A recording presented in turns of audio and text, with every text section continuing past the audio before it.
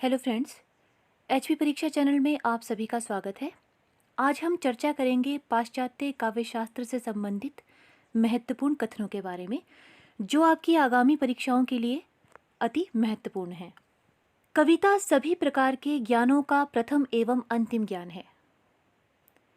ये कथन है वर्ड्सवर्थ का। स्वच्छंदतावाद ही साहित्यिक उदारवाद है। ये कथन है विक्टर ह्यूग का। कविता का ज्ञान कवि की व्यक्तिगत साधना की उपलब्धि है। ये कथन है वर्ड्सवर्थ का। वही व्यक्ति मूलतः अच्छा होता है जो कल्पनाशील होता है। कविता मनुष्य की उस आंतरिक शक्ति को समृद्ध करती है जो नैतिक गुणों का मूल आधार है। ये कथन है पीवी शैली का। काव्य में कल्पना की ही अभिव्यक्ति होती है। ये कथन है पीवी शैली। कविता मात्र कवि के व्यक्तित्व की अभिव्यक्ति नहीं है, बल्कि कविता व्यक्तित्व से पलायन है। ये कथन है टी.एस. इलियट का। मुझे और किसी बात पर इतना विश्वास नहीं है जितना हृदय के उदात्त भावों की पवित्रता तथा कल्पना की वास्तविकता पर। कल्पना जिसे सुंदर समझती है वह अवश्य ही सत्य होगा, चाहे उसका अस्तित्व पहले रहा हो या नहीं। ये कथन है कीट्स। कविता का विषय होता है सत्य, व्यक्तिक या स्थानीय सत्य नहीं, अपितु सामान्य एवं व्यवहारिक सत्य जो किसी बाह्य साक्ष्य पर आधारित होकर भावों के माध्यम से समग्र रूप से हृदय में प्रविष्ट हो जाता है। ऐसा सत्य जो स्वयं में अपना साधन है। ये कथन है वर्ड्सवर्थ का। सद्काव्य मानव मन की बलवती भावनाओं का सहज उच्छलन है। ये कथन है वर्ड्सवर्थ। कविता ज्ञान का प्राण है। उसके शुद्ध चैतन्य आत्मा है। वह राग दीप्त अभिव्यक्ति है जो समस्त विज्ञान का आश्रय है। ये कथन है वर्ड्सवर्थ का। साहित्यिक समालोचना में यथार्थवाद शब्द का प्रयोग आदर्शवाद और स्वच्छंदतावाद के विरोध में साहित्यिक कृतियों के लिए किया जाता है जो वास्तविक जीवन की अनुकृति में निर्मित होती है और अपनी विषय वस्तु को वास्तविक जीवन से ग्रहण करती है। ये कथन है शिवले का। यथार्थवाद साहित्य में एक शैली नहीं, बल्कि एक विचारधारा है। ये कथन है कजामिया का। यथार्थवाद का संबंध प्रत्यक्ष वस्तु जगत से है। ये कथन है आचार्य नंद दुलारे वाजपेयी का। सच्चे साहित्य की प्रमुख विशेषता यह है कि लेखक बिना किसी भय या पक्षपात के ईमानदारी के साथ जो कुछ भी अपने पास देखता है उसका यथातथ्य चित्रण करे। ये कथन है जॉर्ज लूकस का। यथार्थवाद का प्रश्न साहित्य में मुख्यतः सत्य से अल्पांश भी संबंध नहीं रखता, बल्कि उसका संबंध केवल रचना की कलात्मक शैली से है। ये कथन है स्टीवेंसन का।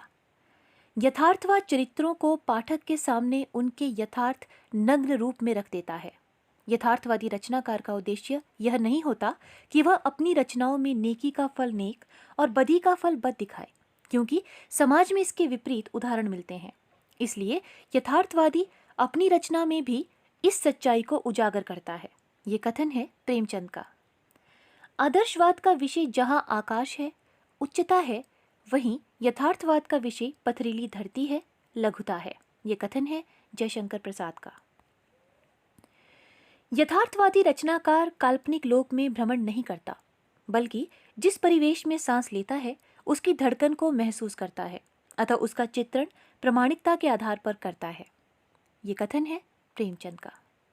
लघुता से मेरा तात्पर्य है साहित्य के माने हुए सिद्धांत के अनुसार महत्ता के काल्पनिक चित्रण के अतिरिक्त व्यक्तिगत जीवन के दुख और अभावों का वास्तविक उल्लेख। ये कथन है जयशंकर प्रसाद का। कला के क्षेत्र में यथार्थवाद ऐसी एक मानसिक प्रवृत्ति है जो निरंतर अवस्था के अनुकूल परिवर्तित और रूपायित होती रहती है। ये कथन है हजारी प्रसाद द्विवेदी का। महान साहित्य और कला सदा निर्विकल्प रूप से जीवन की वास्तविकता को ही प्रतिबिंबित करती है, अतः उसकी एकमात्र कसौटी यथार्थवाद है। ये कथन है शिवदान सिंह चौहान का। यथार्थ की कविता को जीवन के उच्च स्तर पर रहना पड़ता है, जहां से वह हमें जीवन के विभिन्न वर्णों के चित्र ही नहीं देती, प्रत्युत उनमें व्यक्त जीवन के प्रति क्रियात्मक संवेदन भी होता है।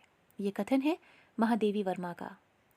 प्रतीक जिस वस्तु का प्रतीक है, उस वस्तु को नहीं, उस भाव को, उस धारणा को व्यक्त करता है। ये कथन है लेंगर का। किसी शब्द का अर्थ क्रमशः इतना विस्तृत हो जाता है कि उससे परोक्ष विचार या रूप या ज्ञान होने लगता है। अभिव्यक्ति की इस पद्धति को प्रतीकवाद कहते हैं। ये कथन है आर्थर सिम्पसन का। प्रस्तुतिकरण के स्तर पर साहित्यिक प्रतीक किसी अन्य वस्तु की ओर संकेत करता है। ये कथन है रेने वेलिक और ऑस्टिन वारेन का। प्रतीक एक प्रकार से रूढ़ उपमान का ही दूसरा नाम है। जब उपमान स्वतंत्र न रहकर पदार्थ विशेष के लिए रूढ़ हो जाता है तो वह प्रतीक बन जाता है। ये कथन है डॉक्टर नगेंद्र का। अपने रूप, गुण, कार्य या विशेषताओं के सदृश या प्रत्यक्षता के कारण जब कोई वस्तु या कार्य किसी प्रस्तुत भाग, विचार, क्रियाकलाप, देश, जाति, संस्कृति आदि का प्रतिनिधित्व करता हुआ प्रकट किया जाता है तो उसे प्रतीकवाद कहा जाता है। ये कथन है भगीरथ मिश्र का। संपूर्ण अर्थ संदर्भ व्यंजित करने की शक्ति अर्जित कर लेने वाला कोई अप्रस्तुत या शब्द प्रतीक है। ये कथन है डॉक्टर कुमार विमल का। सांकेतिक अभिव्यक्ति का नाम साहित्य है। ये कथन है इमर्सन का। प्रतीक शक्ति की तलाश का साधन है। ये कथन है अगे का। कविता के लिए एक शाब्दिक प्रतीक होना एक आधारभूत शर्त है, पर हर शाब्दिक प्रतीक कविता नहीं होता। ये कथन है डॉक्टर रामस्वरूप चतुर्वेदी का। कवि की वस्तु एवं उससे प्राप्त संवेदन से युक्त पुनः सृष्टि में उक्त दोनों तत्व आपस में मिलकर बिंब का उत्पादन करते हैं, जिसमें दोनों का औपम्य प्रत्यक्ष होता है। ये कथन है C.D. लेविस का।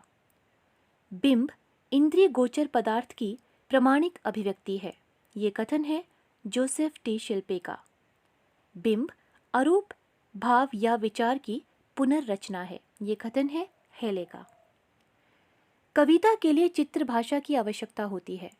उसके शब्द सस्वर होने चाहिए जो बोलते हों। सबकी तरह जिनके रंग की मधुर लालिमा भीतर ना समा सकने के कारण बाहर झलक पड़े, जो अपने भाव को अपनी ही ध्वनि में आंखों के सामने चित्रित कर सके, जो झंकार में चित्र और चित्र में झंकार हो। ये कथन है सुमित्रा नंदन पंत का। सार्थक शब्द के अपने अपने बिंब होते हैं और लय, संगीत आदि भी श्रोता बिंबों से युक्त रहते हैं। काव्य बिंब की रचना में ये उपादान के रूप में काम आते हैं। ये कथन है डॉक्टर नगेंद्र का। कविता का कर्म अर्थ मात्र ग्रहण कराना नहीं होता, अपितु बिंब ग्रहण कराना होता है। ये कथन है रामचंद्र शुक्ल का। साहित्य यदि बिखरे और खंडित जीवन की पुनर्रचना है तो बिंब विधान इस पुनर्रचना की प्रक्रिया है। साहित्य जीवन को अर्थवत्ता प्रदान करता है और जीवन की अर्थवत्ता बिंब से ही निश्चित होती है। कहना ना होगा कि बिंब योजना काव्य का प्रधान व्यापार होने के कारण प्रधान व्यापार होने से काव्य की कसौटी बन जाता है और बिंब योजना की सफलता ही कवि की सफलता का मानदंड कही जाती है। ये कथन है डॉक्टर रामस्वरूप चतुर्वेदी का। मिथक किसी विशिष्ट भाषिक संरचना में बंधा नहीं रहता। एक ही मिथक के विभिन्न भाषिक अभिव्यक्तियां हो सकती हैं। ये कथन है ग्राहम हफ का। मिथक तत्व वस्तुतः भाषा का पूरक है। सारी भाषा ही इसके बल पर खड़ी है।